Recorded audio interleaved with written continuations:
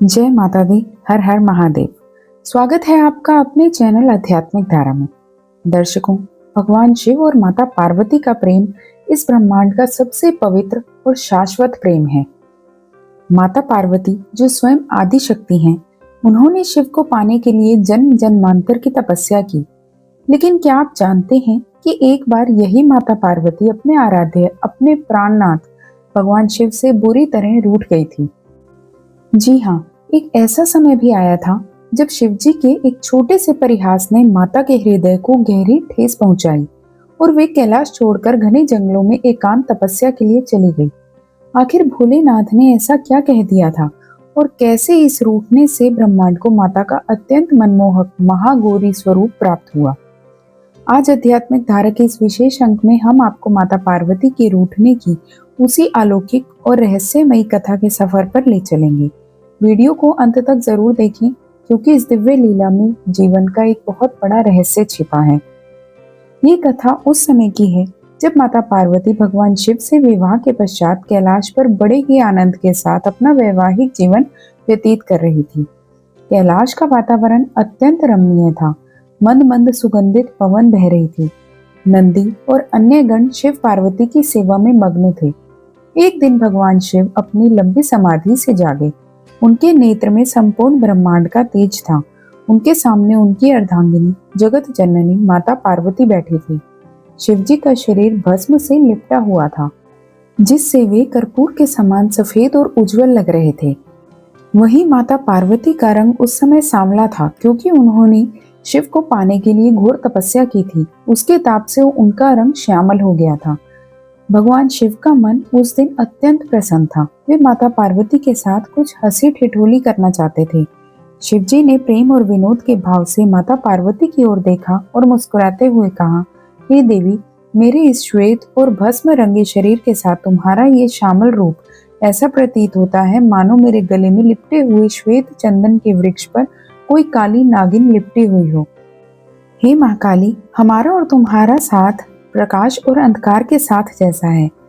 भगवान शिव का ये कथन केवल एक हास्य था, एक पति का अपनी पत्नी के साथ किया गया एक मीठा परिहास। परंतु दर्शकों, स्त्री का हृदय अत्यंत कोमल होता है। भगवान शिव की ये बात माता पार्वती के हृदय को बाण की तरह चुभ गई। उनका चेहरा, जो कुछ पल पहले कमल की तरह खिला हुआ था, अचानक मुरझा गया। माता पार्वती सोचने लगी, जिस शिव के लिए मैंने अपने प्राणों की बाजी लगा दी, जिस शिव को पाने के लिए मैंने पत्तों का भक्षण किया, फिर जल त्याग दिया और अपर्णा कहलाई, उसी शिव को मेरा ये श्यामल रूप नागिन के समान लग रहा है। क्या मेरे स्वामी मेरे तप के कारण हुए इस काले रंग से प्रसन्न नहीं है?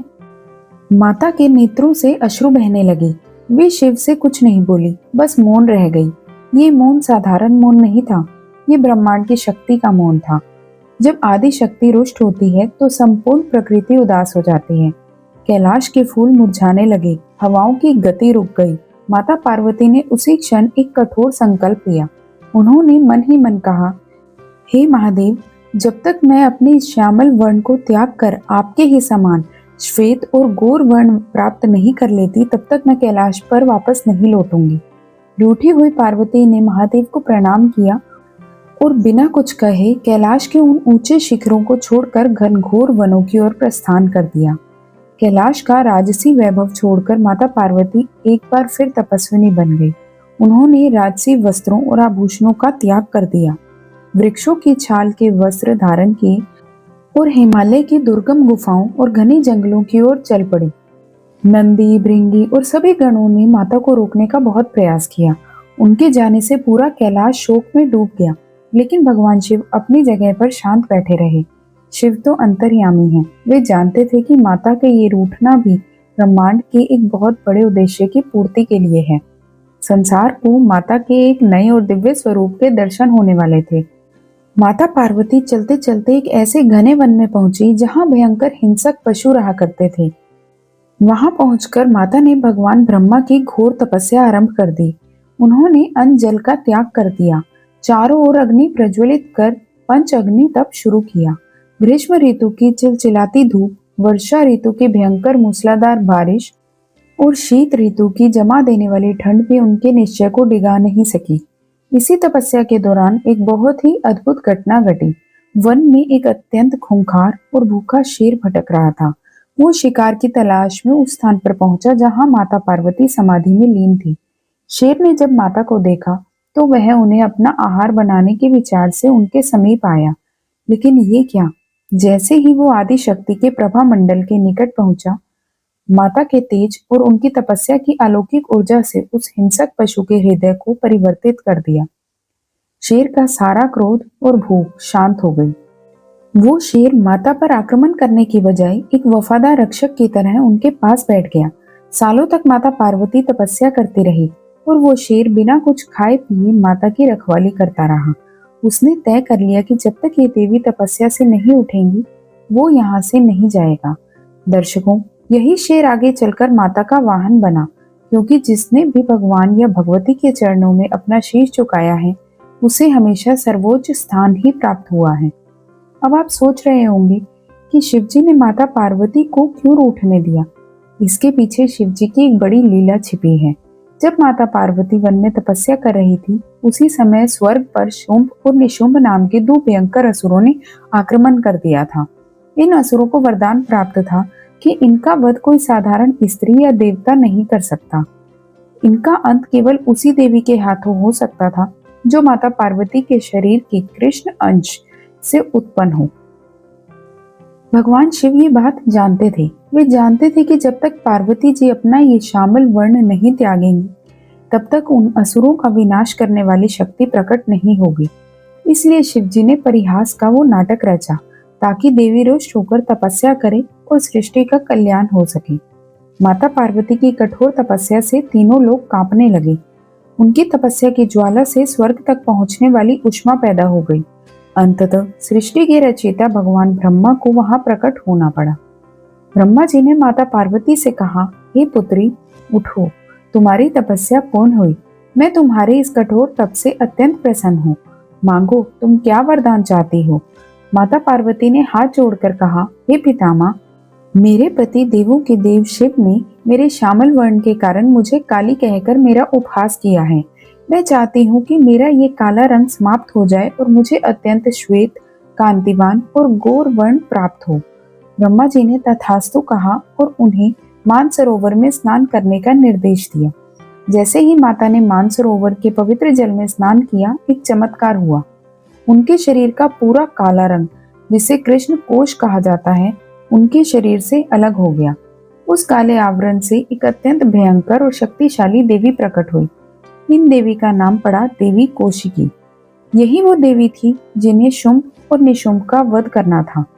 माता पार्वती के रूठने का लौकिक कारण अब ब्रह्मांड की रक्षा का अस्त्र बन चुका था। काले आवरण के शरीर से अलग होते ही माता पार्वती का शरीर कुंद के फूल, चंद्रमा और शंख के समान श्वेत और कांतिमय हो गया। उनका रूप ऐसा चमकने लगा जैसे करोड़ों सूर्यों का प्रकाश एक साथ उदित हो गया हो। अपने इस अत्यंत उज्जवल, निर्मल और श्वेत रूप के कारण ही माता पार्वती को महागौरी के नाम से जाना गया। नवरात्रि के 8वें दिन माता के इसी स्वरूप की पूजा की जाती है। ब्रह्मा जी ने जब वहां बैठे उस भूखे शेर को देखा, जिसने इतने वर्षों तक माता की रक्षा की थी, तो उन्होंने उसे भी वरदान दिया और उसे माता महागौरी का वाहन बना दिया। माता महागौरी ने शेर की पीठ पर अपना हाथ फेरा और उसे हमेशा के लिए अपना लिया।